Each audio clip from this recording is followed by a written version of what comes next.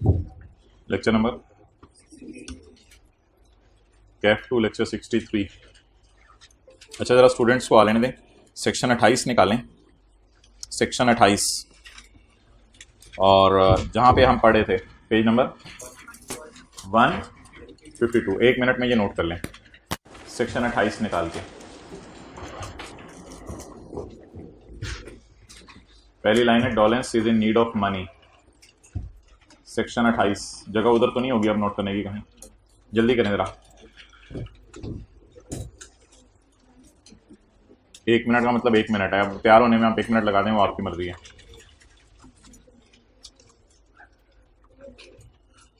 भाई आप आगे आ जाओ, पूरी रो ब्लॉक ना करो, ये इधर चले जाओ या इधर आ जाओ,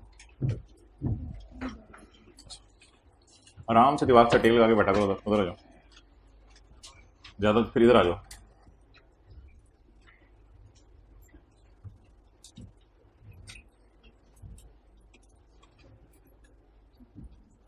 बैंक लोन मुदारबा सर्टिफिकेट होल्डर, होल्डर लिखा हुआ है, मुशारका सर्टिफिकेट होल्डर।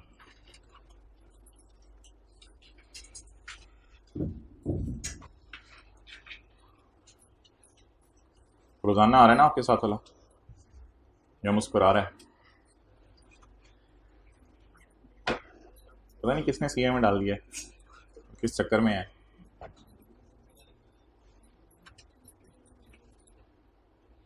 नॉन सीरियसनेस के साथ तो नहीं चलेगा सीए, तो बीए नहीं चलता।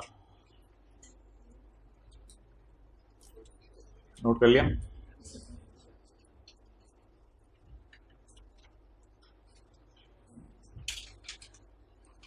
जो हजरात कॉलेज में मौजूद हुए वो 2:20 पे इसी रूम में आ जाइएगा फिजिकल, और इसी हाइब्रिड क्लास में आ जाइएगा, टर्म टेस्ट की डिस्कशन होगी। और जो कॉलेज में 2:20 पे मौजूद ना हुए तो यूट्यूब के ऊपर अपलोड हो जाएगी आज ही इंशाल्लाह।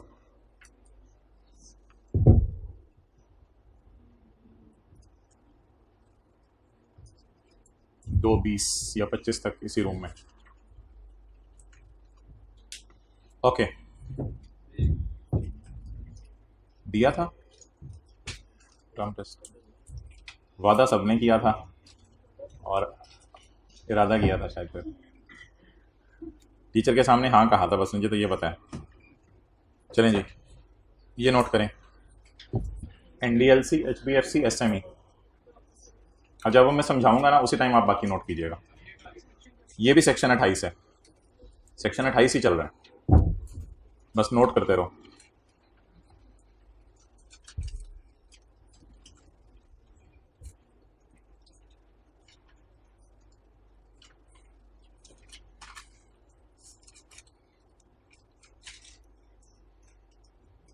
वो बकर यहाँ सिर्फ 2 बेंच हुए हैं, 3 बेंच हुए हैं?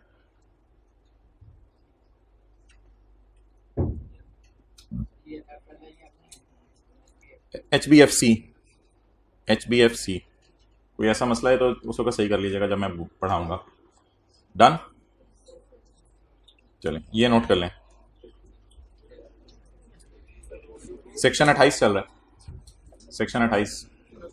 साथ वाले के मत्थे पे कर लें यार, इस तरह की बातें बुरा कोई मनाए तो सीरियसली मैं बताऊं, क्लास के बाद आके मुझे बता दिया करें, मैं एहतियात करूंगा, कभी कभी सिर्फ कहूंगा। कुछ नाजुक तबीयत के लोग तो नहीं है क्लास में?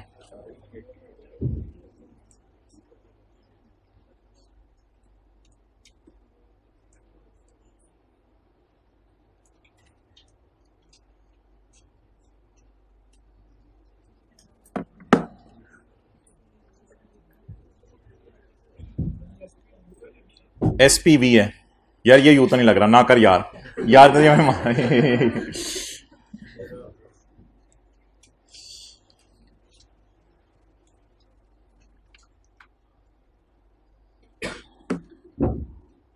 ओके।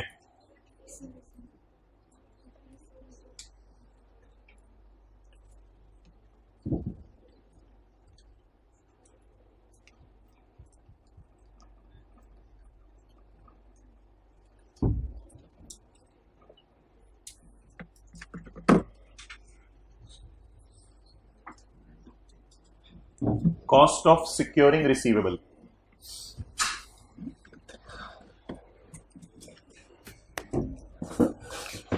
अच्छा जी, लेट्स स्टार्ट। अब जब मैं समझा रहा हूँ तब नोट कर लीजिएगा किसी का कुछ रह गया।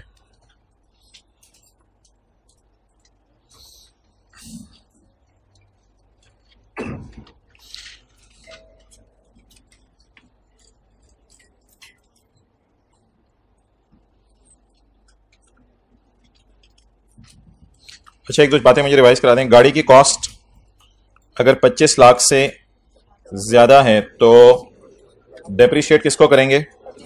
25 लाख को। गाड़ी की कॉस्ट अगर 25 लाख से ज्यादा है तो आप 25 लाख को डेप्रिशिएट करेंगे।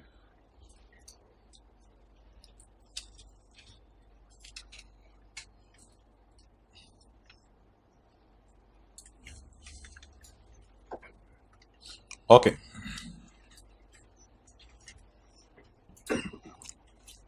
ये सेक्शन कुछ डिडक्शंस बताने लगे। Section 28, deduction shall be allowed for a tax year for, assume करते हैं हम बुक्स ऑफ डॉलेंस हैं। पहला पॉइंट मैंने आपको पढ़ा दिया था क्लास में, rent paid by Dawlance to a bank और अ लीजिंग कंपनी। अगर आप ऐसे बिजनेस में यूज करें तो रेंट जो आप बैंक को पे करेंगे वो खर्चे के तौर पे माइनस करने की इजाजत है, रेंटल पेड। और इसको हमने किया था, ये आपको याद है बिजनेस के चैप्टर का पहला दिन था तो मैंने ये पढ़ाया था, रेंट एक्सपेंस डॉलेंस को माइनस करने की इजाजत है। और लीजिंग कंपनी के लिए इनकम होगी, डॉलेंस के लिए ये एक्सपेंस होगा। तो लीज के केस में क्या माइनस करने की इजाजत है? Rent expense. ओके।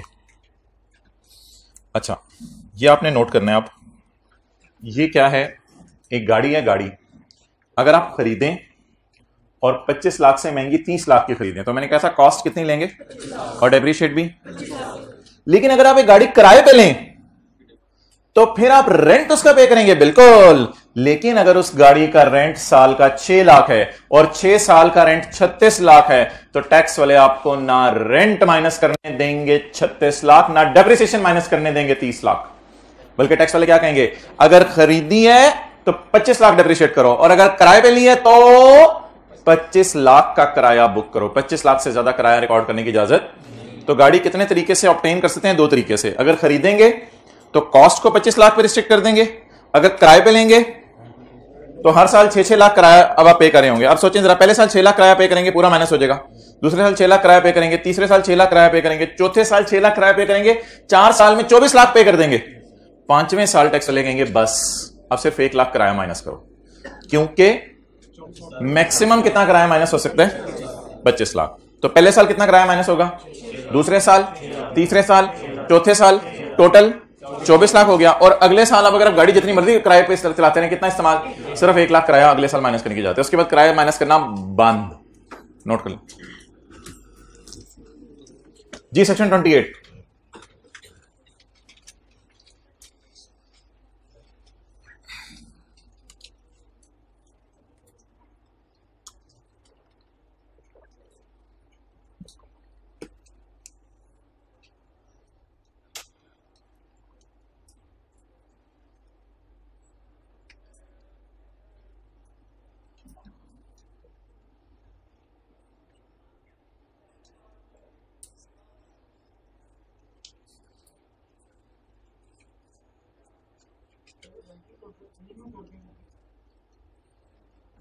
फिर भी नहीं।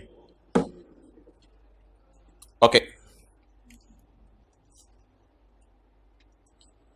चलें जी।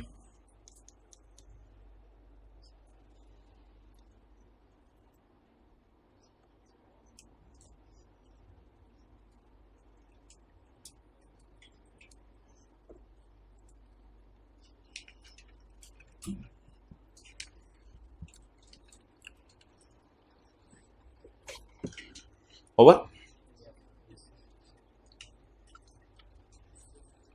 फॉर डिडक्शन ऑफ रेंटल, अगर रेंटल माइनस करें तो द कॉस्ट ऑफ व्हीकल, जाहिर बात है ये वही है, not applying for hire, Daewoo bus की तो बात नहीं हो रही। The cost for vehicle shall not exceed 25 lakh. तो कॉस्ट व्हीकल की 25 लाख से ज्यादा बढ़ेगी नहीं। अब कॉस्ट तो उसने वैसे ही लिख दिया है, असल बात ये, it means that if we acquire a car on lease and total rentals over the lease term exceed 25 lakh we will deduct only 25 lakh. तो गाड़ी खरीदें तो भी 25 लाख डेप्रिशिएट होगा, किराए पे लें तो 25 लाख रेंट में जाएगा। ओके। अच्छा मोहतरम,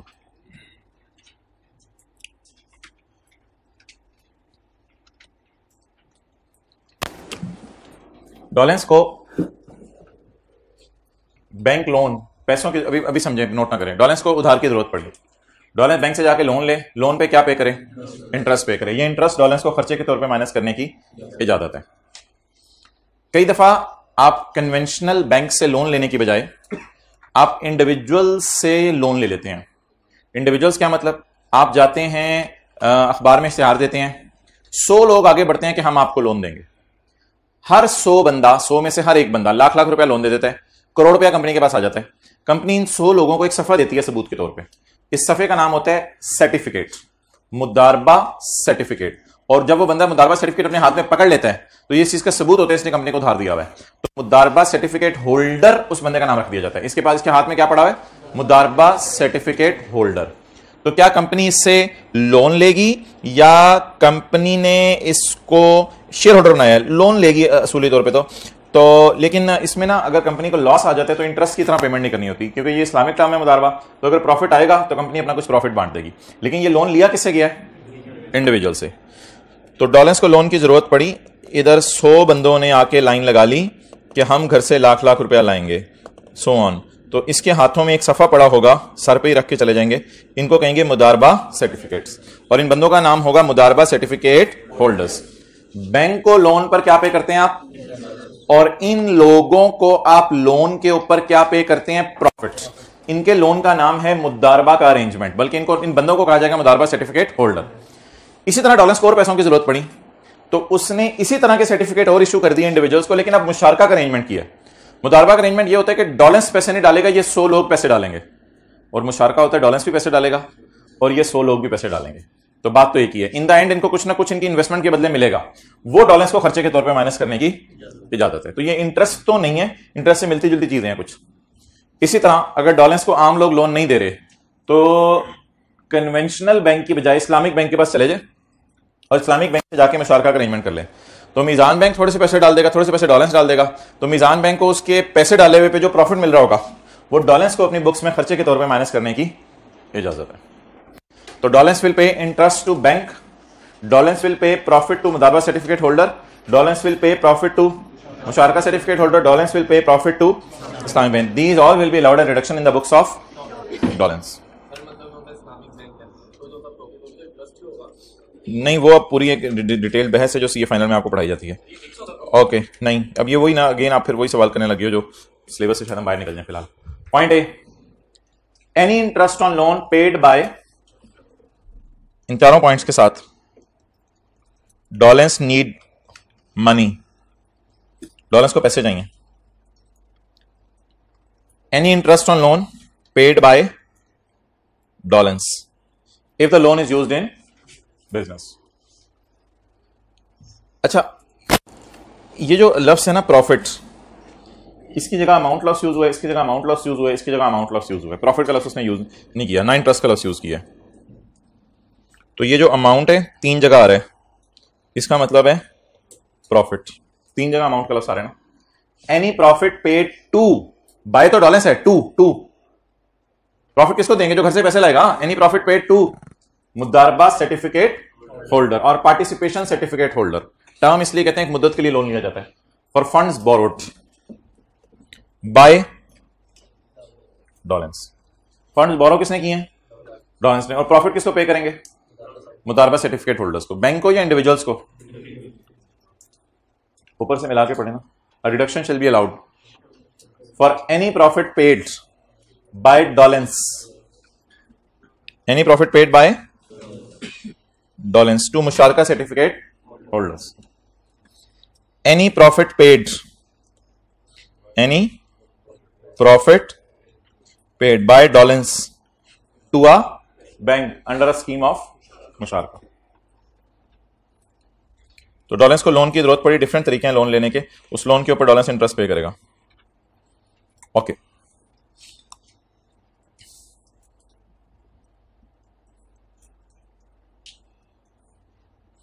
जब नेशनल डेवलपमेंट लीजिंग कंपनी ने और हाउस बिल्डिंग फाइनेंस कॉर्पोरेशन ने और एसएमई ने अपने कारोबार शुरू किए, यानी लीजिंग ऑपरेशंस या घरों के लिए करते देना या स्मॉल करते देना, जब इन लोगों ने अपने कारोबार शुरू किए तो इन्होंने लोगों को क्या लोन देने थे? इनके अपने पास पैसे नहीं थे, तो ये अपने बाप के पास गए, स्टेट बैंक के पास। स्टेट बैंक ने इनको लोन दिया, चलो तुम लोग तो अपना काम शुरू करो।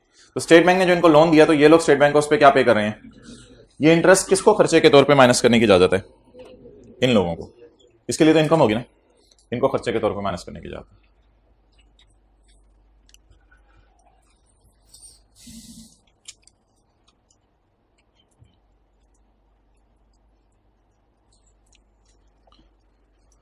ये वाला पॉइंट पहले पढ़ लें।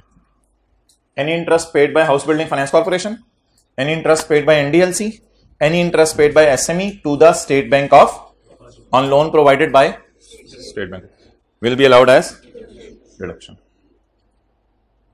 ओके,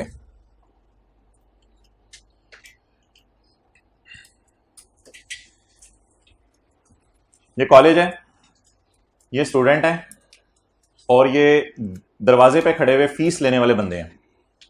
ये कॉलेज है, ये स्टूडेंट है, और ये दरवाजे पे खड़े हुए फीस लेने वाले बंदे हैं। तो जो दरवाजे पे खड़े हुए फीस लेने वाले बंदे हैं, जब कोई बच्चा आता है तो उसे कहते हैं भाई अब जरा साइड पे आ जाए। तो इनको कहते हैं डेट कलेक्शन एजेंट, यानी उधार रिकवर कर रहे हैं। असल में कॉलेज के प्रिंसिपल साहब के पास टाइम नहीं होता कि हर क्लास के बाहर खड़े हों, तो इसलिए उन्होंने एजेंट्स रखे हुए हैं, ये डेट कलेक्शन एजेंट एम्प्लॉयज रखे हुए हैं। इसी तरह लेसर के पास टाइम नहीं होता कि हजारों लेसीज हैं, उनसे जाके किराया ले गाड़ियों का, किराया ले मशीनों का। तो लेसर ने भी बंदे रखे हुए हैं मूंछों वाले, इनका नाम क्या होता है? Debt collection agents. अब लेसी 100 रुपया किराया देगा इनको, और ये लोग अपना कमीशन रखेंगे 2 रुपए, और 98 किसको दे देंगे? लेसर को। तो लेसर बेचारे का कितना खर्चा हुआ रिसीवेबल अरेंज कराने का? 2 रुपए। दिस 2 रुपए इज अ खर्चा टू लेसर। इसके लिए तो ये इनकम होगी ना डेट कलेक्शन एजेंट के लिए, लेकिन लेसर के लिए 2 रुपए क्या होगा? दिस 2 रुपए इज खर्चा टू लेसर। बड़ा मुश्किल से नाम है 2 रुपए का। Cost of securing receivable. Cost of securing receivable को क्या करवा लिया है? सिक्योर। किसने? लेसर ने। किसको रख के? डेट कलेक्शन एजेंट का भी मुश्किल से नाम आपको पढ़ाऊंगा, स्पेशल पर्पस व्हीकल। वैसे ही नाम है, व्हीकल का मतलब गाड़ी नहीं है, स्पेशल पर्पस व्हीकल, यानी जहां चलाओ चले जाते हैं, स्पेशल पर्पस।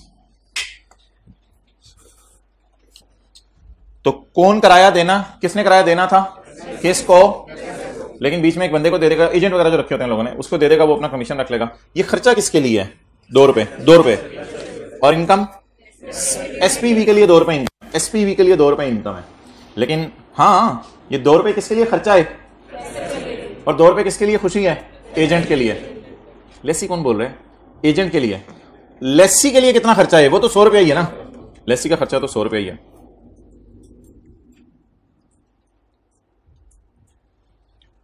किसकी बात करने लगे हैं सिर्फ हम? लेसर की। What is the financial cost of securing receivable? 2 रुपए थी। The financial cost of securing receivable, ये कैसे निकली है? बीइंग द डिफरेंस बिटवीन, कैसे कैसे निकली है बताएं? 2 रुपए कैसे निकले हैं यार? Amount receivable by lessor. Receivable कितनी थी? 100, लेकिन एसपीवी ने कितनी दी? 2 रुपए बेचारे के ठुक गए, नुकसान हो गया 2 रुपए।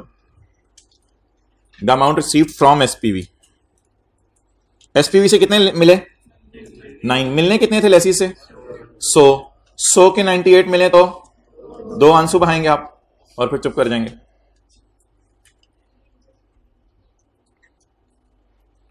ओके, एक और चीज मैं लिखवाने लगा हूं सेक्शन 28 के लिए। जीम इन्वेस्टेड, ये जो था ना डेट कलेक्शन एजेंट, इसका मुश्किल सा नाम था special purpose vehicle. Gym invested ₹200 in MCB. MCB will receive interest, पे इंटरेस्ट।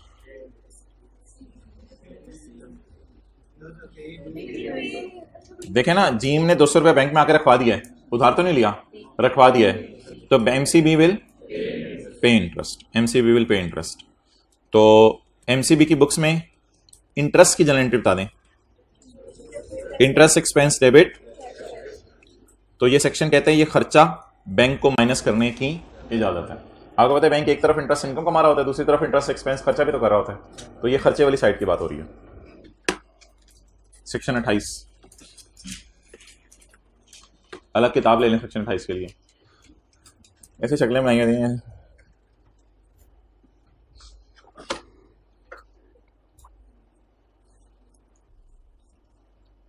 नहायत अफसोस के साथ ऐलान किया जाता है कि जिनका नहायत अफसोस के साथ ऐलान किया जाता है कि आपसे सुना जाना था मंडे को, लेकिन दूसरी क्लास ने बिल्कुल याद नहीं कराया, जाते हुए उन्होंने याद कराया। तो इसलिए फिर तय ये हुआ कि अब कल सुना जाएगा इंशाल्लाह, ताकि जिन्होंने याद नहीं किया वो रिवाइज करके आ जाए। लेकिन कल दुनिया देखेगी कैसे सुना जाएगा। एक कैमरा दूसरी क्लास में भी लगाया जाएगा जब लाइव जा रहे होंगे। Jim invested ₹200 in MCB, MCB will pay interest. तो एमसीबी एंट्री करेगा interest expense debit cash credit. Okay, books of bank, books of bank, any interest paid by bank, any interest paid by bank to Jim, Jim को maintaining a profit और loss sharing account. Maintain, loan लिया या account खुलवाया? Account खुलवा के पैसे रखवाने खुलवाया। तो ये बैंक के लिए किसके तौर पे माइनस करने की जात होगी? खर्चे के तौर पे माइनस करने की जात होगी।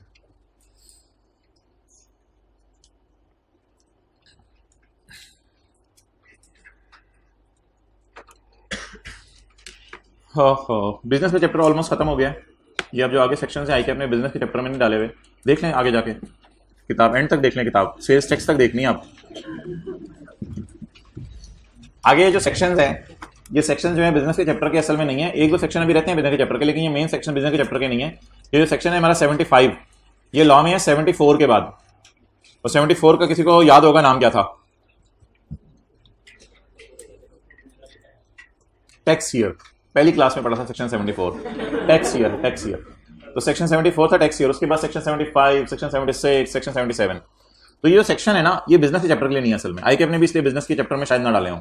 ये इसलिए है सेक्शन कि ये सेक्शन जनरल रूल बता रहे हैं कि पूरे लॉ में एसेट खरीदने का मतलब क्या है और पूरे लॉ में एसेट बेचने का मतलब क्या है। पूरे लॉ में एसेट खरीदने का मतलब क्या, एसेट बेचने का। शायद शेयर्स खरीद रहे हो आप, शायद कोई बिजनेस की बिल्डिंग खरीद रहे हो, जो मर्जी चीजें पूरे लॉ में खरीद लें आप, ये सेक्शन लगेगा, सेक्शन 75। एसेट बेचने का मतलब क्या है? Disposal. When asset will be considered as बेच दिया when its ownership comes to an end, including when it is sold। कोई एसेट पड़ा हुआ आपने बेच दिया। अच्छा, इन सारी बातों में देखें आपको रोना आएगा। एसेट आपके पास से जा रहा होगा, जुदाई और गम होगा आपको। एसेट इज सोल्ड, चला गया। एक्सचेंज, साथ वाले को बॉल पॉइंट देके उसकी बॉल पॉइंट ले ली। ट्रांसफर, उसे वैसे ही बॉल पॉइंट दे दी। और डिस्ट्रीब्यूट, ये टोटे टोटे करके बांट दी बॉल पॉइंट, डिस्ट्रीब्यूट। और कैंसल, जैसे सॉफ्टवेयर लाइसेंस होते हैं, आप इस्तेमाल करते होते हैं, करते करते एक दिन आप उठते हैं, सुबह लिखा होता है जी आपका लाइसेंस कैंसिल हो गया, आप खरीदना पड़ेगा। आप कहते हैं चलो खैर है। डिस्ट्रॉयड, डिस्ट्रॉयड, अब उससे में आपने अपनी कोई चीज फेंकी, बाद में वो मिल ही नहीं दी, अब टोटे टोटे हो गई, तो वो चला गया वो एसेट आपका। और लॉस्ट, लॉस्ट। गुस्सा वैसे जिंदगी में ना किया करें, एक बार याद रखिएगा, गुस्सा बड़ा खतरनाक चीज है। एक शख्स ने आके 3 दफा अल्लाह के नबी से पूछा कि नसीहत कर दें, अल्लाह के नबी ने 3 दफा फरमाया कि गुस्सा ना किया करो। तो लॉस्ट, लॉस्ट, लॉस्ट, एसेट आपका गुम हो गया, it will be considered as disposal. Expired, ये सॉफ्टवेयर के लिए लफ्ज यूज होता है अक्सर, सॉफ्टवेयर एक्सपायर हो गया तो वो भी एसेट आपके पास से चला गया। सरेंडर, चोर डाकू आए, उन्होंने कहा निकाल दो, आपने हाथ खड़े कर दिए, जो जेब में था लेके चले गए। सरेंडर, सारे एसेट आपके चले गए सिवाय आपके, आप भी रहे। Transmission of an asset, transmission होता है ट्रांसफर। अच्छा, ऐसे जैसे अंग्रेजों के साथ पल्ले बड़े पे लिख लिया करें, मतलब कुछ बच्चे तो होते हैं माशाल्लाह, एक्सेप्शन हमेशा होती हैं। बात को हर कोई अपने ऊपर ना लिया करे बात को। कुछ लोग अपने ऊपर बात को लेके क्लास के बाद आके फील करते हैं ये बात हो रही थी। नहीं नहीं नहीं भाई, आपके लिए हर बात नहीं है। The transmission, transfer of an asset by succession और विल। तो वसीयत या वरासत में मरने वाला अपने चीजें ट्रांसफर कर जाता है बच्चे हुओं को, तो वो जो मरने वाला बच्चों को चीजें ट्रांसफर करता है वो मरने वाले की नजर में डिस्पोज हो गई, will be considered as disposal at the time of transmission. Point number 3, आप क्लास में बैठे हुए थे, एकदम आपको ऊंघ सी आई, तो कॉलेज के ओनर आए, उन्होंने एसी उतारा और उतार के अपने घर ले गए। क्लास में से एसी उतारा और उतार के घर ले गए। आपने कहा थोड़ी गर्मी फील हो रही है। बहरहाल पॉइंट 3 पढ़ें। Application of business asset, apply कर दिया business asset to personal use, यानी कि दुकान से उठा के चीज घर लेके चले गए, it will be considered as, तो दुकान के पास से तो चला गया ना एसी। 3 का ऑपोजिट पढ़ लें, 6। अगले दिन कॉलेज में बच्चों ने शोर मचाया कि बड़ी गर्मी लग रही थी, तो अब कॉलेज के ओनर ने यह किया कि अपने घर गए, जब बीवी बच्चे सोए हुए थे तो चुप करके एसी उतारा और एसी उतारे गाड़ी में डाल के वापस यहाँ के लगा दिया। तो ये क्या होगी, डिस्पोजल होगी, एक्विजिशन होगी। The application of a personal asset to a business use. तो इधर से इधर जाना डिस्पोजल है और इधर से इधर जाना एक्विजिशन है। 3A where a business asset is discarded. अम्मी ने कहा बेटा ये चीज आप बेच आए, कोई कुर्सी पड़ी हुई है, कोई मेज पड़ी हुई है, आपने कहा जाऊंगा बेचूंगा, पता नहीं कितने की मिलेगी, क्या होगा, मरुंडे भी नहीं इसके मिलने हैं। आपने चुप करके खा के ना घर पे, पिछले आपको पता है पिछले जो 10 मरले वाला घर खाली होता है प्लॉट, वो असल में डस्टबिन होता है, आपने डस्टबिन में बड़ी वाली डस्टबिन में फेंक दी सारी। तो मेरा बिजनेस एसेट इज डिस्कार्डेड। इतनी बड़ी बड़ी डस्टबिन है पाकिस्तान में, मेरा बिजनेस एसेट इज डिस्कार्डेड, आपने फेंक दिया, it will be considered as dispose. 2 चित्र ही पड़ जाएंगे और क्या होगा आपको, तो समझ लिया जाएगा। आपने कहना है अम्मी मेरी रिवीजन होगी, it is considered as disposal because I have discarded it. अच्छा, और सीजेस टू बी यूज, कई चीजें आपको पता है जहेज की होती हैं, बरकत की अम्मी ने रखी होती हैं, लेकिन 10 साल से उस पर ना कुर्सी पे कोई बैठता है ना जो है वो इस्तेमाल हो रही होती है, लेकिन पड़ी घर में बरकत के लिए होती है, जहेज में आई थी, तो वो चीज सीजेस टू बी यूज। ऐसी बिजनेस में भी बहुत सी चीजें होती हैं जो कहीं दाएं बाएं ऑफिस में आप जाएंगे पड़ी होती हैं स्क्रैप के तौर पे, लेकिन इस्तेमाल भी नहीं हो रही होती, लेकिन कोई डर के फेंक भी नहीं रहा होता कि फेंक दी तो पता नहीं क्या हो जाएगा। तो वो जो चीजें घर में पड़ी होती हैं इस्तेमाल नहीं हो रही होती, लॉ में क्या कहते हैं, मेरी नजर में वो भी बिक गई हैं, it will be considered it is disposed of. और जहाज था, जहाज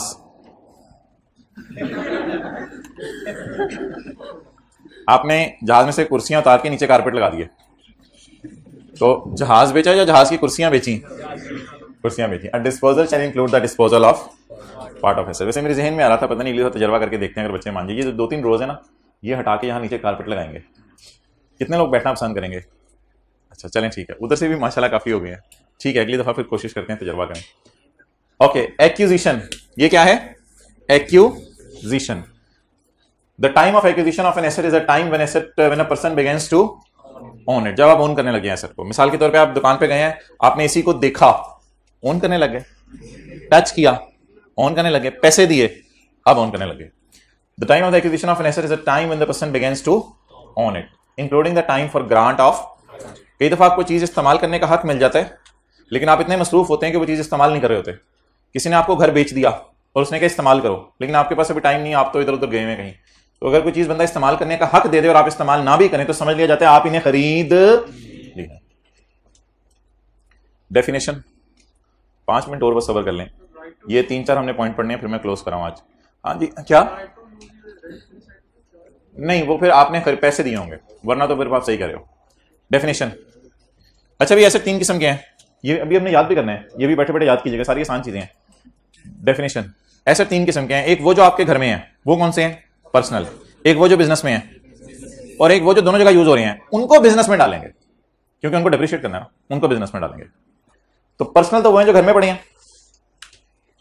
और बिजनेस वो हैं जो बिजनेस में यूज हो रहे हैं, होली और पार्टली। तो जो पार्टली यूज हो रहा है उसको बिजनेस में डालना है या पर्सनल में डालना है?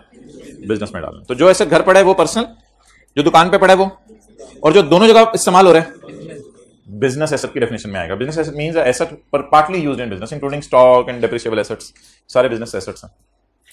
चलें याद कर लें, सोल्ड, एक्सचेंज, जल्दी जल्दी, sold, exchange, transferred, distributed, cancel, destroyed, lost, expired और सरेंडर। 5-6 आपको भी याद हो गए, 1-2 रास्ते में कर लीजिएगा, 1-2 घर पहुंच गए। Point number 2, transmission of an asset by succession और विल को हाईलाइट कर लें, सक्सेशन और विल, और आगे हाईलाइट कर लें विल बी को, हद होगी, विल बी को highlight, business asset to personal use को हाईलाइट कर लें, आगे हाईलाइट कर लें डिस्कार्ड और सीज को। अच्छा इस तरह ना किया करें, इसको मैं हाईलाइट कर देता हूं, इसके खब्बे और सज्जे वाला फिक्रा पेपर में खुद ही बना लूंगा। Okay, point 4, a disposal include a part of disposal. ये आपको याद हो गया, बैठे बैठे याद कर लिया करें चीजें, बिल्कुल आसान है याद करना, ठीक है। मुझे मुस्कुरा के देखो। मिसवाक करना, कुरान की तिलावत और नजरों की हिफाजत करना, जहां अल्लाह ने देखने को क्या वहां देखें, जहां नहीं देखने को वहां ना देखें, ये 2-3 चीजें हाफिजे को तेज करती हैं। अच्छा जी, एक्यूजिशन, एक्यूजिशन में आपको पता क्या है, पता नहीं क्यों कहते हैं याद करते हैं, याद नहीं होता। अच्छा, द कॉस्ट, किसी को ये ना कहा करें मैं याद करता हूं याद नहीं होता। अच्छा, cost, this section shall establish the cost of an asset. ये सेक्शन क्या बताएगा? Cost of an asset. मेहरबानी जी, इस सेक्शन ने कॉस्ट ऑफ एसेट कितने किस्म का होता है? 3 किस्म का, या बाजार से खरीद लें, या खुद बना लें, या घर से, नहीं चोरी करके क्यों लाना है, घर से उतार के बिजनेस में ले आए, घर से उतार के बिजनेस में ले आए। तो एसेट कितने तरीके से खरीदा जा सकता है? 3 तरीके से। नंबर 1, बाजार से खरीद लें, खुद बना लें, या घर से उठा, किसी के घर से नहीं, ट्राई करो, बोलो अपने घर से। अपने घर से ओनर कहां लाके रख दे? बिजनेस में। ये सारा तो आपने पढ़ा होगा उसमें FAR 1 में कि परचेज एसेट में क्या क्या चीजें ऐड होती हैं, transportation, installation, non refundable purchase taxes, custom duty वगैरह, जो जो चीजें एसेट की कॉस्ट में ऐड होती हैं। The cost of purchase asset shall be sum of, खरीदा हुआ एसेट बाजार से, उसकी कॉस्ट कैसे निकलती है? Total amount given for the asset, जो पैसे आपने एसेट के दिए, including fair value of the consideration in kind. Barter भी तो हो सकता है ना, आप अपनी चीज दे दें, दूसरे की चीज ले लें, तो फिर आप क्या कोई चीज दे रहे होंगे, उसकी क्या ना क्या होगी, कोई ना कोई फेयर वैल्यू होगी। किस दिन की फेयर वैल्यू? जिस दिन आपने एक्वायर किया। इंसिडेंटल एक्सपेंडिचर्स लिख लें, ट्रांसपोर्टेशन, इंस्टॉलेशन, इंसिडेंटल जरूरी खर्चे, ट्रांसपोर्टेशन, इंस्टॉलेशन, कस्टम ड्यूटी भी लिखें बल्कि, transportation, installation, custom duty, non refundable taxes,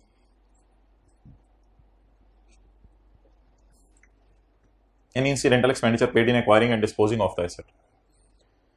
ये अजीब सी लिखी हुई है बात, in acquiring and disposing the asset, क्या मतलब? एसेट खरीदने का खर्चा होता है ट्रांसपोर्टेशन, इंस्टॉलेशन, एसेट डिस्पोज करने का क्या खर्चा होता है?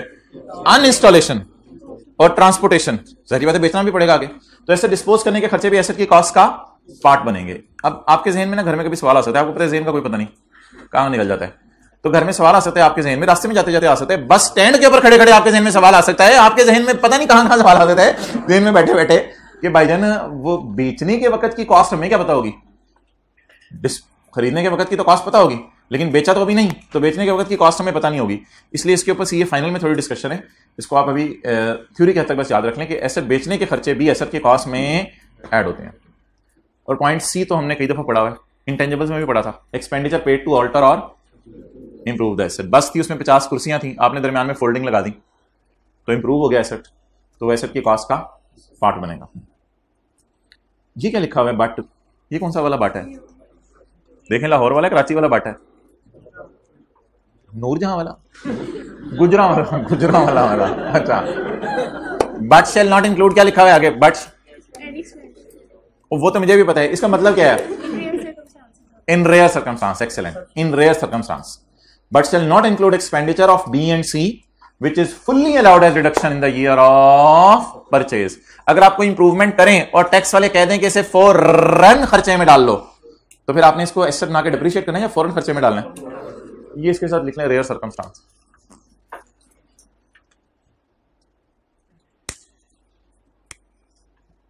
बट शेल नॉट इंक्लूड के साथ अगर कोई चीज खरीदते या फौरन खर्चे में डाल दें तो इसको भी एसेट की कॉस्ट का पार्ट नहीं बनाएंगे। कॉस्ट ऑफ प्रोड्यूस्ड एसेट कैसे निकलेगी जो आप खुद बना रहे हैं?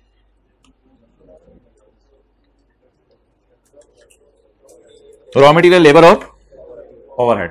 जैसे मिसाल के तौर पे कॉलेज वाले हैं, वो कहें कि बच्चों का वजन बढ़ रहा है तो छत पे कैंटीन बना देते हैं ताकि जो खाएं पिएं तो आना जाना जो है वो जरा हजम हो जाए। तो इस चक्कर में एक अच्छा इनिशिएटिव लिया, छत पे कैंटीन बनानी शुरू कर दी और खुद ही, यानी अपने ऑफिस बॉयज को कहा कि तुम ही ये सब कुछ करोगे। तो इसे कहते हैं सेल्फ कंस्ट्रक्टेड फिक्स्ड एसेट।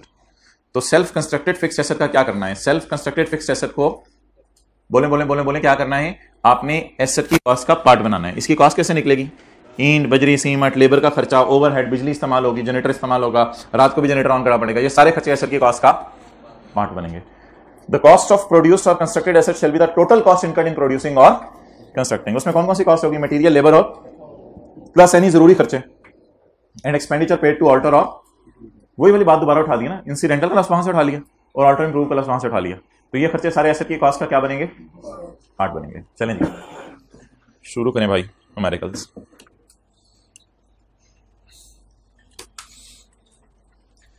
थोड़ी सी आपकी टेंशन चाहिए, असल में ये प्रोविजन आई के काफी टेस्ट कर रहे। आपने $2000 लोन लिया। अब आप कह रहे होंगे मुझे पाकिस्तान में कोई उधार नहीं देता, मुझे बाहर जाके किसने उधार देना है? नहीं, आपने $2000 लोन लिया। कितना लोन लिया? $2000 लोन लिया। $1 140 रुपए के, $1 140 रुपए के। ये लोन आपने लिया मई में।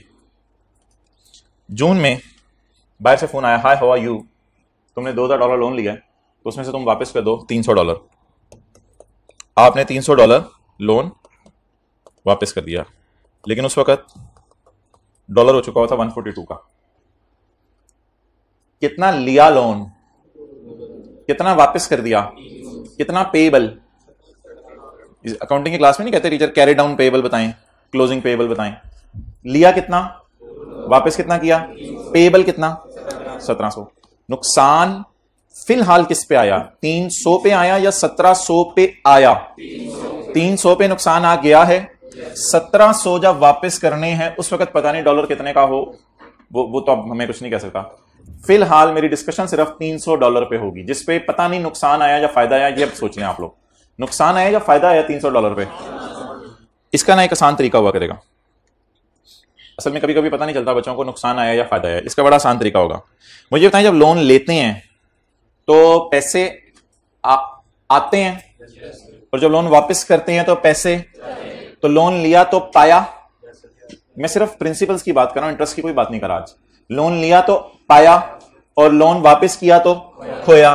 तो पाया और खोया ये देखना है आपने। अच्छा मुझे बताएं, जब आप लोन लेते हैं तो आपके पास डॉलर आते हैं या पाक रुपीज आते हैं? कितने लोग कहते हैं डॉलर आते हैं? हाथ खड़ा करें, उस क्लास वालों को मैं देख रहा हूं। कितने लोग कहते हैं डॉलर आते हैं जब लोन लेते हैं? कितने लोग कहते हैं पाक रुपीज आते हैं? भाई दोनों आते हैं।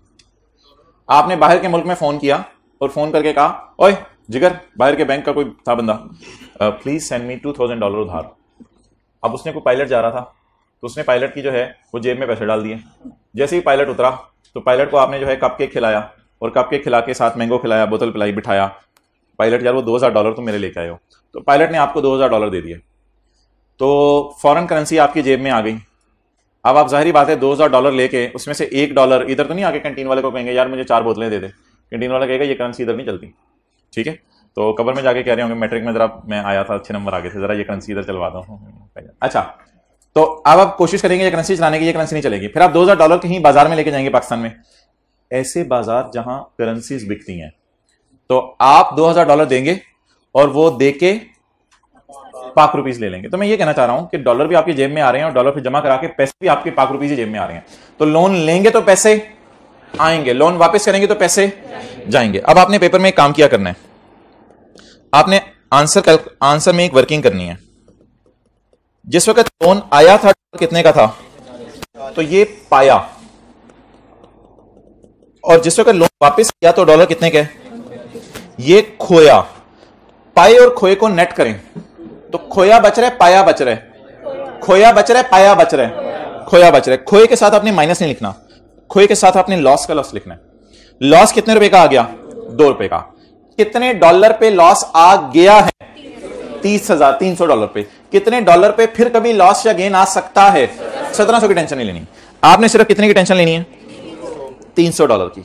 अकाउंटिंग वाले जो FA2 पढ़े हैं शायद 1700 को भी वर्सेस वाली कैलकुलेशन से गुजारते हैं, लेकिन टैक्स में ऐसा कोई कॉन्सेप्ट नहीं है। वैसे जो FA2 पढ़े थे उनसे मैंने बात कर दी। $300 पे आपको नुकसान आ गया। कितना नुकसान आया, 6000 रुपया, 600 रुपया, 600 रुपया आपको नुकसान आ गया।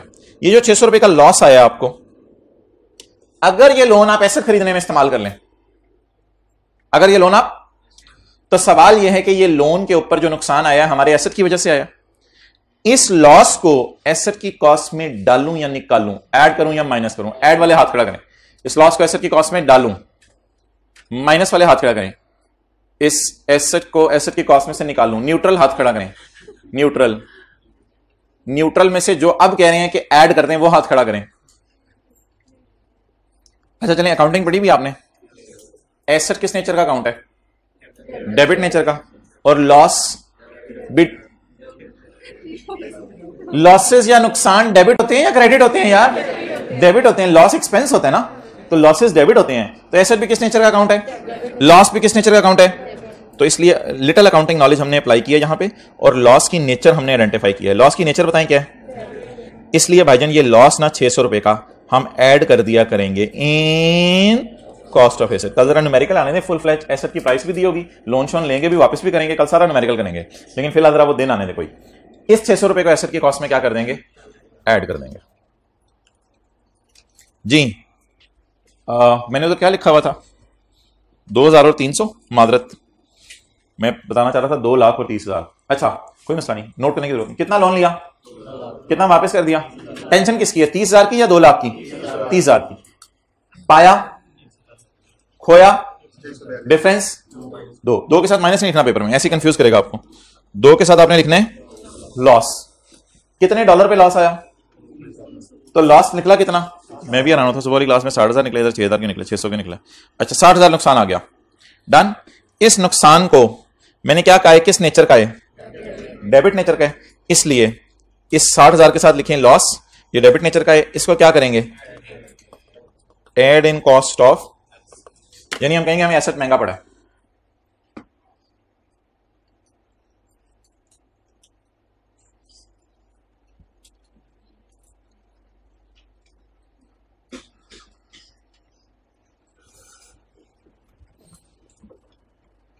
ओके तो टैक्स वालों ने करेंसी का एक्सचेंज गेन लॉस एसेट की कॉस्ट में क्या कर दिया, लॉस ऐड कर दिया। कल के सवाल में शायद गेन भी आएगा, फिर उसको रिवाइज करेंगे। ठीक है, अब ये आखिरी थ्योरी का पॉइंट मैं पढ़ा रहा हूं, फिर और थ्योरी नहीं पढ़ेंगे आज। If N asset is purchased with a loan from foreign currency, अगर एसेट आप लोन से लें, कौन से लोन से, बारला लोन, बाहर वाला लोन से, loan from foreign currency, then any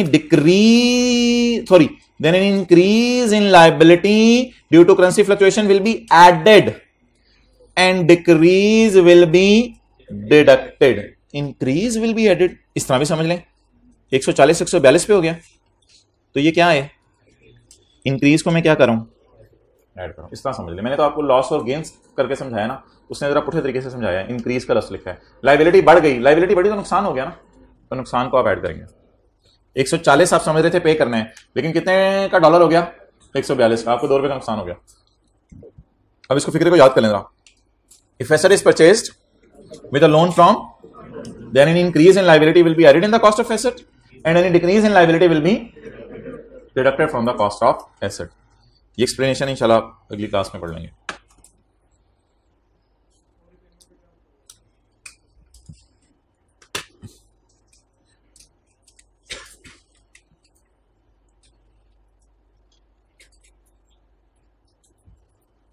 क्या कह रहे हो आप इसको ऐड रीपेमेंट कर लो समझने के लिए। बिफोर का मतलब होता है एक लम्हे पहले रीपेमेंट से, इसको समझने के लिए आप ऐड कर लो। आप समझ आ गया, ऐड रीपेमेंट कर लो। बिफोर थोड़ी सी इंग्लिश कंफ्यूजिंग हो जाएगी आपके लिए।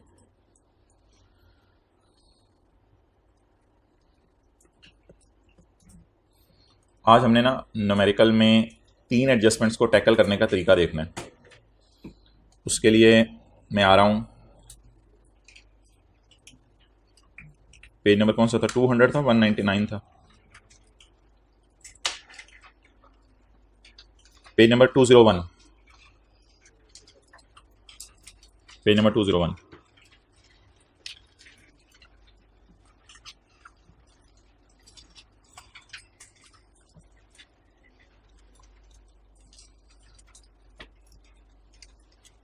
Rules for income from business numerical, part A, treatment of various adjustments in numerical.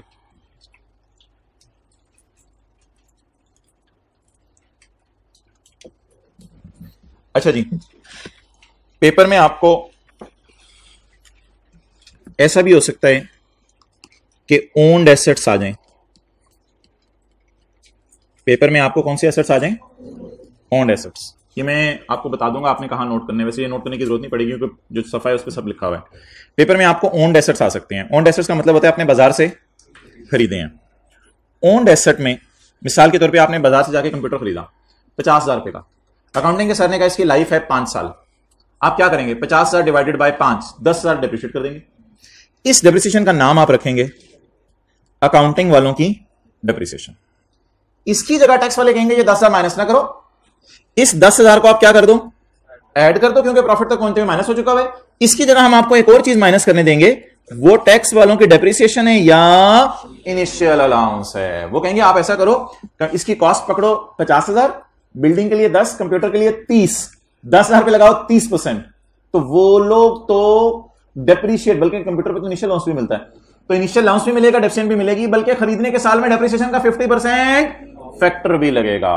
तो ये कौन सी वाली डेप्रिसिएशन निकलेगी, क्या ये बराबर होगी अकाउंटिंग वालों की या डिफरेंट होगी? तो ये एडजस्टमेंट तो हमने काफी क्लासों में की हुई है, 2-3 दफा रिवाइज की हुई है। अकाउंटिंग वालों का डिफरेंशियल उल्टा दो और टैक्स वालों का डिफरेंशियल लेस कर दो। एक तो भाईजान ये एडजस्टमेंट आपको आएगी पेपर में। एक और एडजस्टमेंट आ सकती है, वो क्या है? Asset bot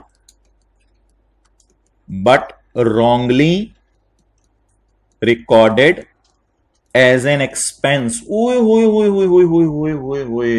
by accountant। Accountant ने ब्लंडर मार दिया, अकाउंटेंट ने एसेट खरीदा, किस में डाल दिया? एक्सपेंस में डाल दिया जी। सेल कितनी है बिजनेस की? 100 रुपया। छित्तर उतारे आपने, और छित्तर उतार मार मार अकाउंटेंट, मार मार अकाउंटेंट को।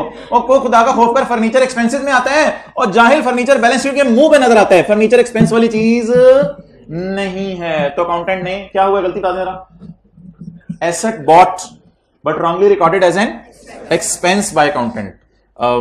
ये क्या नाम है उसका? वली, हाथ खड़ा करें, जूता नजर आ रहा था? ओके ठीक है, वरना कैमरा नीचे कर दिया करो, नजर आ रहा हो तो नजर आना चाहिए। सेल हो गया और फर्नीचर, अकाउंटेंट ने गलती से फर्नीचर को किसमें डाल दिया? आप बता दें इसको मैं कैसे सही करूं न्यूमेरिकल सॉल्व करते हुए। हेडिंग देता हूं इनकम फ्रॉम बिजनेस। हिम्मत हिम्मत हिम्मत, हौसला, जज्बा, एक्सेलेंट। कौन बोला ऐड करें? Well done. ऐड कर दें इसको। ऐड क्यों करना है? क्योंकि ये लेस नहीं होना चाहिए था ना, तो इसकी मेरे ख्याल से ना पूरी कॉस्ट को ऐड करना बनता है। इसकी जगह टैक्स वाले वैसे क्या माइनस करने देंगे? कौन से रूल्स वाली? टैक्स वालों के रूल्स वाली। और फर्नीचर भी अलाउंस नहीं होता, तो टैक्स वाले इसकी जगह माइनस करने देंगे टैक्स वालों की डेप्रिसिएशन। फर्नीचर की कॉस्ट 10 रुपए। इधर इधर इधर देखें, फर्नीचर की कॉस्ट बिल्डिंग के लिए 10, कंप्यूटर के लिए 30, बाकी सबके लिए 15%, और खरीदने के साल में 50% फैक्टर लगेगा। जवाब क्या आ जाएगा? 0.75। और ये आपकी इनकम फ्रॉम बिजनेस आ जाएगी। समझ आ गई न्यूमेरिकल में ट्रीटमेंट? तो दोबारा जरा फोकस करने की कोशिश करें। मैंने अकाउंटिंग सेक्शन उल्टा के टैक्स सेक्शन की नहीं माइनस की, क्योंकि अकाउंटिंग वाले ने ब्लंडर क्या मारा है? 10 पूरा खर्चे में डाल दिया है। अच्छा ये ना कि रेयर सर्कमस्टांस में टैक्स वाले भी ऐसा करने देते हैं, वो छोड़ें, रेयर सर्कमस्टांस पेपर में आता होता कोई नहीं जब तक सवाल ना कह दे। ये अकाउंटिंग वाले का ब्लंडर है, अकाउंटिंग वाले ने पूरी चीज खर्चे में डाल दिया, हालांकि फर्नीचर खर्चे में नहीं होना चाहिए था। तो 90 तक कितना माइनस हुआ है? मैं बता देता हूं 90 तक कितना माइनस हुआ है? 10। माइनस नहीं होना चाहिए था, इसे क्या कर दें? इसकी जगह क्या माइनस कर दें? टैक्स वालों की डेप्रिसिएशन। इसको आप नोट कर लें, इस एडजस्टमेंट को आप नोट कर लें पेज नंबर 201 पे। तस्वीर खींच के घर में जाके प्रिंट करके लगाएंगे नोट।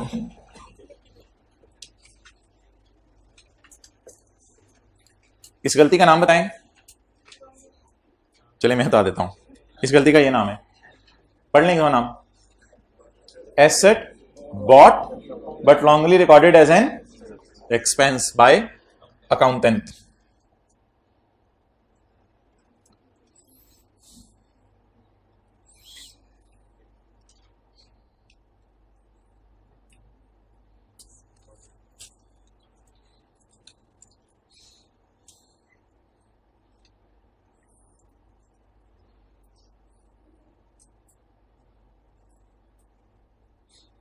चलें जी,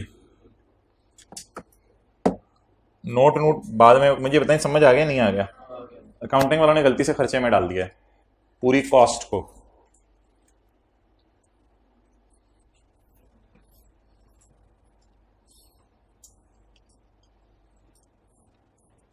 whatever the total may be।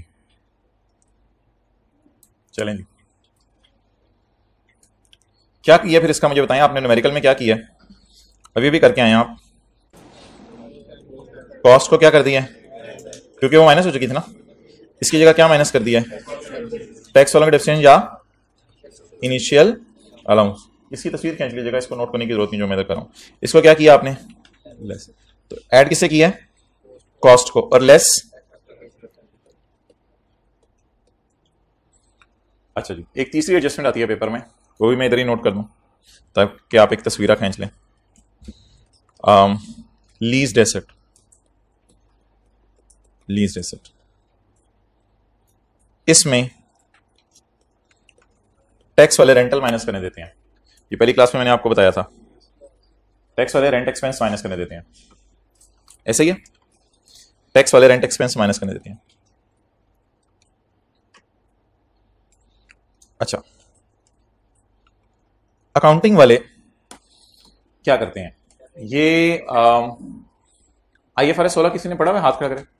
वो IAS 16 पढ़ा हुआ है आपने भाईजान, FR1 में IAS 16। IFRS 16 कुछ और है, वो लीज का स्टैंडर्ड है, ठीक है, माशाल्लाह पढ़ा होगा कुछ लोगों ने। लीज का स्टैंडर्ड है जो FR2 पढ़े हैं। IFRS 16 एक स्टैंडर्ड है जो FR2 पे पढ़ाया जाता है, उसमें लीज वाली चीजों की काउंटिंग समझाई जाती है।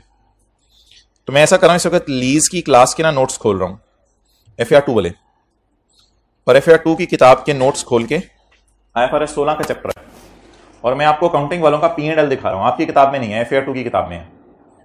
अकाउंटिंग वालों के P&L में आपको डेप्रिसिएशन नजर आ रही है, और अकाउंटिंग वालों के P&L में आपको इंटरेस्ट एक्सपेंस नजर आ रहा है, ये दो फिगर्स।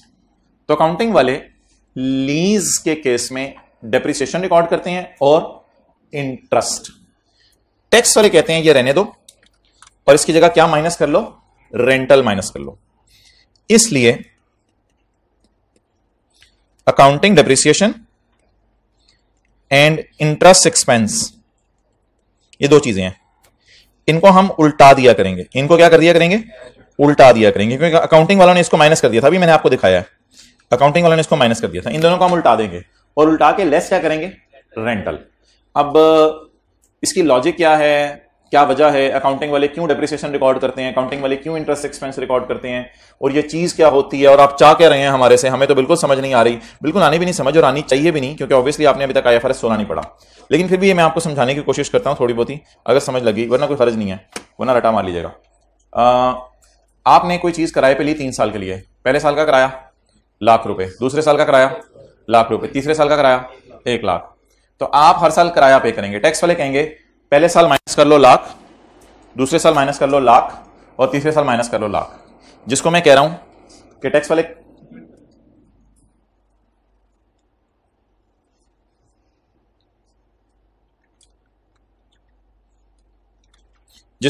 टैक्स वाले क्या माइनस करने देंगे, रेंटल। टैक्स वाले क्या माइनस करने देंगे, रेंटल। तो आपने लाख पे किया, टैक्स वाले आपको हर साल लाख माइनस करने देंगे। टैक्स वाले सीधा सीधा काम रख रहे हैं। अकाउंटिंग वालों ने कहा नहीं, ये लाख आप पे नहीं कर रहे, आप तो चीज को खरीदना चाह रहे हो। चीज बाजार में 2-2.5 लाख की मिल रही थी, आपने 3 किस्तें बना के चीज को खरीदना है 3 लाख का, आप इसलिए उसको 3 लाख दे रहे हो। तो अकाउंटिंग वाले कहते हैं ये आपका एसेट है पहले दिन से, इसलिए अकाउंटिंग वाले को इन तीनों की प्रेजेंट वैल्यू निकलवाया करेंगे। पता नहीं कोई अजीब सा काम करेंगे, इन तीनों की प्रेजेंट वैल्यू निकालेंगे, और इन तीनों की प्रेजेंट वैल्यू निकाल के एसेट बुक कर लेंगे कि ये मेरा एसेट है, और एसेट को भी डेप्रिशिएट करेंगे अकाउंटिंग वाले। और फिर एसेट के पैसे क्योंकि किस्तों में दे रहे हैं आप, तो लेट पेमेंट में इंटरेस्ट बनेगा। तो अकाउंटिंग वाले सर को इस तरह की साइंस कराएंगे कि अकाउंटिंग डेप्रिसिएशन रिकॉर्ड कराएंगे और इंटरेस्ट एक्सपेंस रिकॉर्ड कराएंगे। वो क्या कहेंगे कि ये लीज रेंट एग्रीमेंट नहीं है। अकाउंटिंग वाले सर को ऐसी बात बोलेंगे कि ये रेंट एग्रीमेंट नहीं है, ये तो आप एसेट को किस्तों पे खरीदना चाह रहे हो शायद, इसलिए आप इतना हैवी किराया दे रहे हो। तो वो कहेंगे कि इन तीनों की प्रेजेंट वैल्यू निकालो, और वो एसेट की आज की प्राइस पता चल जाएगी आपको। वो एसेट आपका बन गया, उसे डेप्रिशिएट कराओ, और डेप्रिशिएट कराने के साथ साथ क्योंकि वो पैसे ऐसा ऐसा दे रहे हो, तो हर ₹1,00,000 के रेंटल में थोड़ा थोड़ा इंटरेस्ट छुपा होगा। मे बी इसमें 15,000 छुपा होगा, इसमें 15,000, इसमें 15,000, हर रेंटल में थोड़ा थोड़ा इंटरेस्ट छुपा होगा। और फिर वो अकाउंटिंग वाले टीचर जो है वो बड़ी डिटेल से आपको जो है वो किराए के अंदर जो इंटरेस्ट होगा वो अलग भी करवाएंगे। मिसाल के तौर पे ये किराया होगा, उसमें अलग करवाएंगे प्रिंसिपल कितना है, इंटरेस्ट कितना है, और लंबी चौड़ी बातें होंगी। तो इसलिए भाईजान इस सारी डिस्कशन को फारग कर दें, मुझे बस ज़ियारत करके बता दें कि अकाउंटिंग वालों के P&L में क्या नजर आ रहा है, डेप्रिसिएशन और इंटरेस्ट। इसकी जगह टैक्स वाले क्या माइनस करेंगे, रेंटल। बस रट्टा मार लें, जो मर्जी करना है जो मर्जी करना है, इट्स अप टू यू। अब आप इसकी तस्वीर खींच लें। वैसे तस्वीर खींचने की इसलिए जरूरत नहीं है कि ये सारी बातें यहां लिखी हुई हैं, लेकिन if you want to take a pick you can pick लें।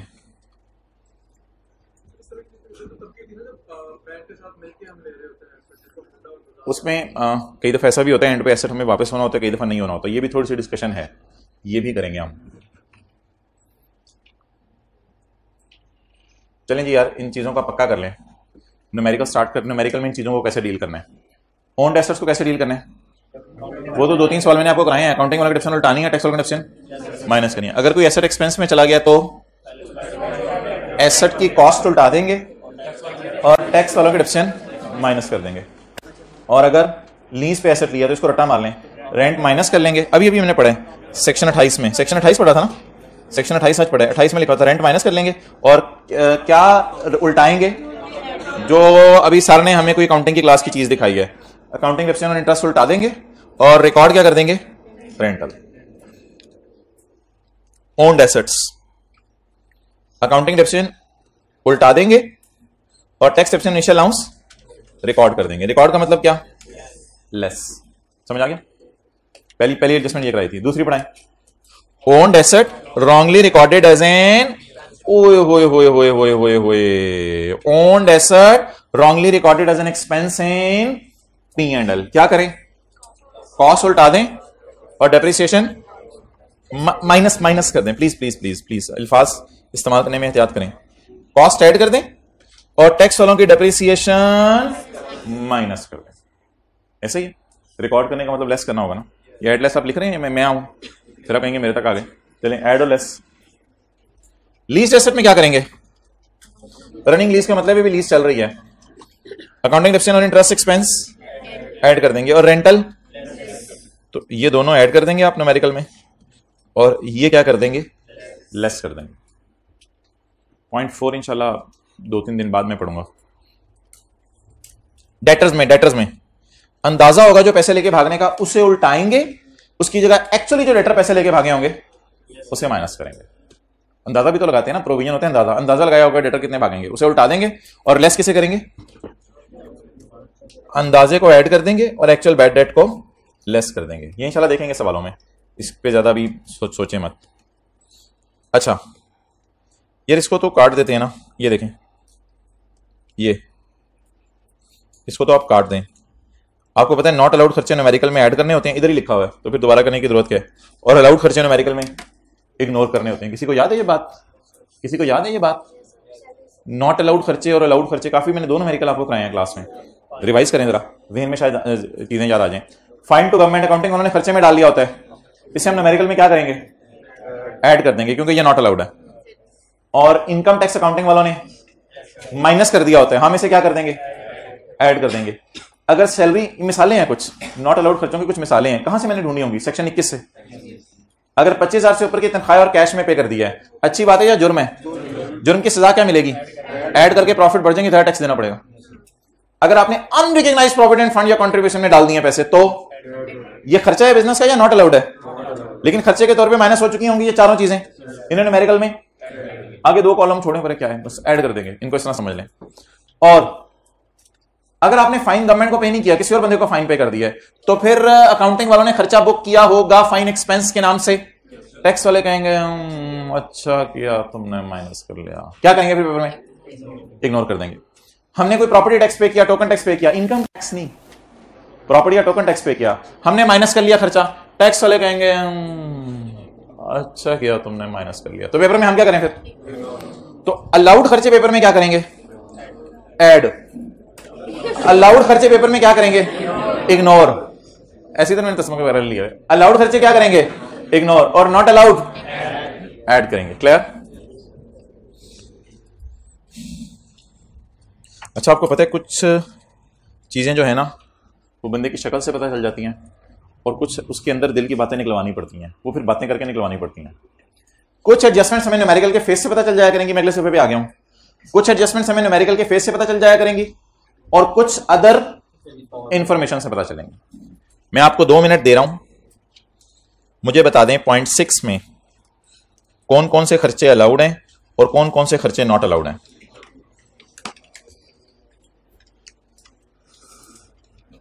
ये न्यूमेरिकल कल हमने करना है इंशाल्लाह, सुबह सुबह क्लास में आते ही तैयार होके आना आपने, बड़ी ईद वाले कपड़े पहन के आना है, बकरा भी साथ ले आइएगा। भाई जगह है बकरे बांधने की?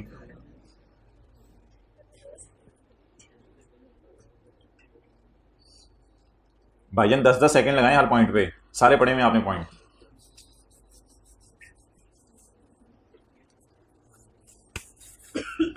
जी बिल्कुल।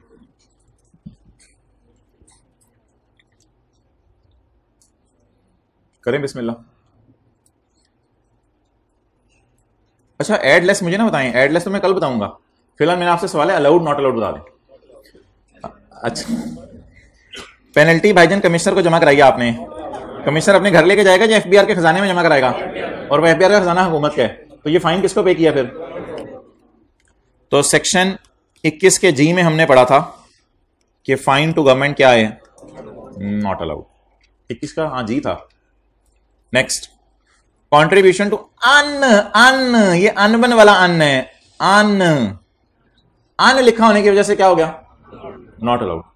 ये था सेक्शन 21 का ई। सेक्शन 21 के ई में पढ़ा था, ये क्या है, नॉट अलाउड।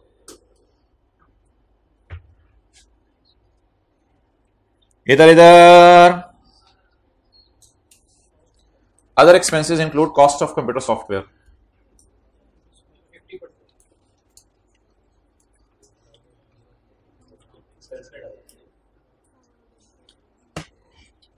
ये वाली एडजस्टमेंट है, other expenses include cost of computer software. कितने लोगों को समझ आ गई थी, यही है, कितने लोगों को समझाने से समझ आई है। तीसरा सवाल मैं नहीं पूछ रहा। अच्छा तो बताएं भाई, अदर एक्सपेंसेस इंक्लूड कॉस्ट को एक्सपेंसेस में डाला। होश में हो अपने, होश में हो, कॉस्ट को एक्सपेंसेस में डालते कोई। अब मैं आपको सच्ची बताऊं, FR1 का टीचर कॉस्ट को एक्सपेंसेस में डाल रहा हूं, आप लोग उठ के यहां तक आ जाएंगे, सर ये क्या हो रहा है सर, खुदा का खौफ करें सर, कॉस्ट को तो एक्सपेंसेस में नहीं डाला जाता, लेकिन डाल दिया उसने, कहते आप करो जो करने तुम, इंशाल्लाह कल करेंगे इसकी, ऐसी की तैसी करेंगे। तो ये तो वो एडजस्टमेंट है जो भी आपको मैंने पढ़ाई है। एक्सपेंसेस में कॉस्ट ऑफ सॉफ्टवेयर डाल दिया बेचारे ने, हालांकि अमोर्टाइजेशन जानी चाहिए थी। Amount paid to research institute in China, China वाले आजकल वैसे लिफ्ट नहीं करा रहे, लेकिन चलें बहरहाल, amount paid to research institute in China. खोलें सेक्शन 27, सेक्शन 27 खोलें बबलू, साथ वाले बबलू को सेक्शन 27 खोले, कल बिजनेस का चैप्टर सुना जाएगा। सेक्शन 27 खोल लिया, उसमें लिखा हुआ है 27 है ना, उसमें पाकिस्तान का लफ्ज लिखा हुआ है, तो इसका मतलब है चाइना में रिसर्च करिए या पाकिस्तान में।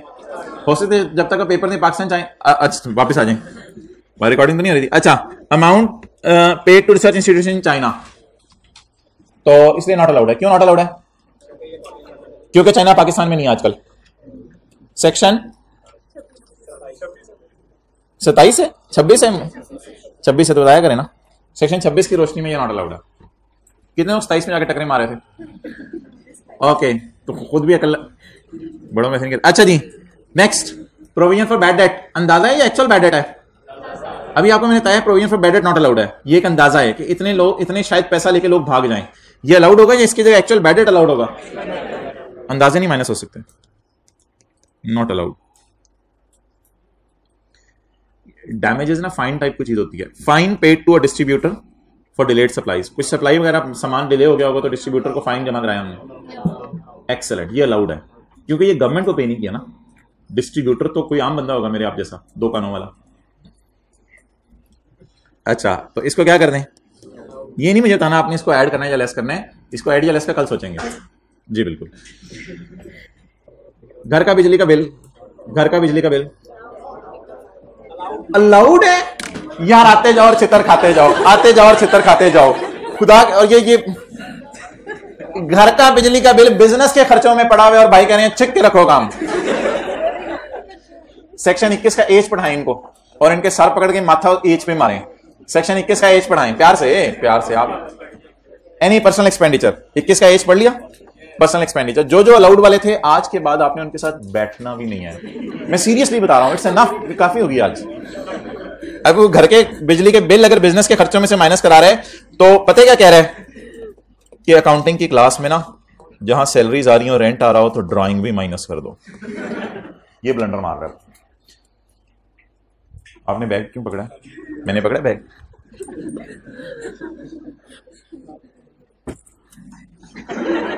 ओके जी, बिजली का बिल अलाउड नॉट अलाउड?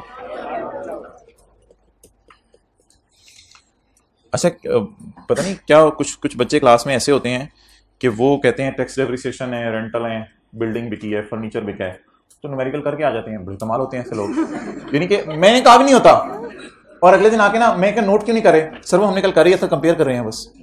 नहीं, ऐसे ऐसे लोग आ गए हैं यार, नरगिस ने रोना खत्म कर दिया बेनूरी पे, ऐसे लोग आ गए हैं, यानी कर आते हैं और एंड पे आके कहते हैं कि सर बस ये 2 एडजस्टमेंट में मसला आया था, बाकी तो अल्हम्दुलिल्लाह हमारी। मैं हैरान हो जाता हूं मैं। जाएं जी, अल्लाह हाफिज़। अच्छा भाई ठीक है, ओवर।